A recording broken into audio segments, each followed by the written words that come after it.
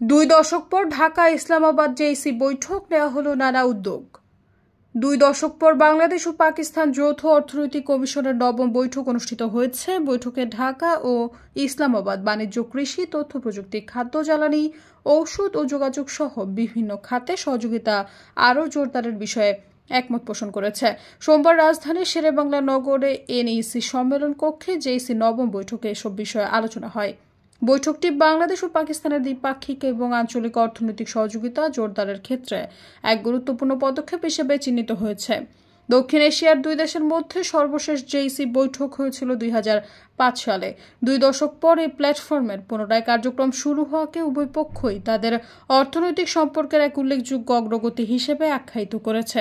বৈঠকে বাংলাদেশের পক্ষে নেতৃত্ব দেন অর্থ উপদেষ্টা ডক্টর সালেউদ্দিন আহমেদ এবং পাকিস্তানের পক্ষে নেতৃত্ব দেন দেশটির পেট্রোলিয়াম মন্ত্রী আলী পারভেজ মালিক। বৈঠকে দুই দেশের বাণিজ্য, বেসামরিক বিমান পরিবহন, কৃষি, তথ্য প্রযুক্তি ও সামুদ্রিক বিষয়ক সংশ্লিষ্ট মন্ত্রণালয় ও সংস্কার ঊর্ধ্বতন কর্মকর্তারা উপস্থিত ছিলেন।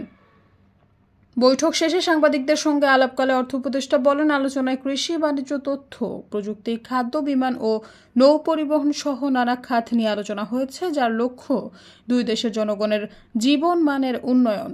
সৈয়দা ফারিয়া, সমযোগ।